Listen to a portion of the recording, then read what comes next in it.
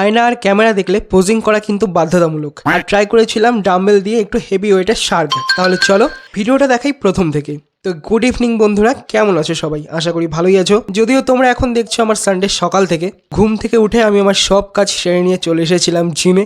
করতে হবে আজ শোল্ডারের ওয়ার্কআউট, তাই ফার্স্টে পুল আপস করলাম ব্যাকে, তারপরে করেছিলাম বারবেল দিয়ে ব্যাকে প্রেস, এরপর করেছিলাম ল্যাটেরাল রেইজ, করেছিলাম 3-4টা সেট আর রেপিটেশন ছিল টোটাল 101টা। এরপর করলাম ফ্রন্টে প্রেস, তারপর করেছিলাম শোল্ডারের আরও একটা ওয়ার্কআউট যেটার ভিডিও করা হয়নি। এরপর করেছিলাম 40 কিলো দিয়ে শার্ক, যেটা আমার করার কথা ছিল না। আমি সম্ভবত 25 কি 30 কিলো দিয়েই করতাম, কিন্তু অঙ্কুর এটা দিয়ে বুলগেরিয়ান করছিল, তো আমাকে বললো এটা দিয়েই কর, তাই 3টা সেট এটা দিয়ে আমি করে দিলাম। আর যেরকম ভেবেছিলাম তার থেকে ইজিভাবেই হয়ে গেছে। আর জিমের সবাইকে জানাচ্ছি আনন্দের দিক থেকে কিন্তু একটা সুখবর আসছে।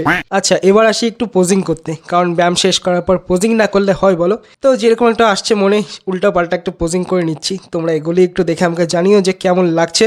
শেষে কিন্তু কার্ডিও করেছিলাম, যেটার ভিডিও আজকে আর করা হয়নি। তো এই দিয়ে ব্যায়াম করলাম শেষ, আর রেডি হয়ে এখন যাবো বাড়ির দিকে। পেয়ে গেছে খুব খিদে, তাই বাড়িতে চলে আসলাম। এসে আর কোনো কথা নেই, ব্যাগ ঠ্যাগ কোনো রকমে রেখে হাত ধুয়ে যাচ্ছি তাড়াতাড়ি রান্নাঘরের দিকে, কারণ পেয়ে গেছে খুব খিদে।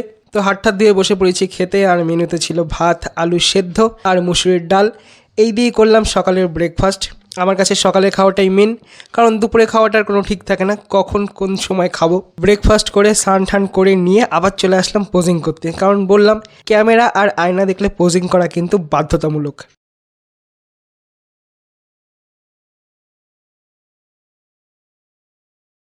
আচ্ছা, এসবের বাইরে আর কী রকম ভিডিও বানাতে পারি তোমরা কেউ একটু সাজেস্ট করো, তাহলে আমি চেষ্টা করবো পরের বার আরও কিছু ভিডিও করার। তো এবার আমি রেডি হয়ে নিচ্ছি, কারণ যেতে হবে দোকানে। আর এই ব্যাগটা আজকে নিয়েছি, কারণ আমার মানি ব্যাগটা কালে রাস্তায় পড়ে গিয়েছিল, খুচরো পয়সার কিছু আওয়াজের জন্য বুঝতে পেরেছি।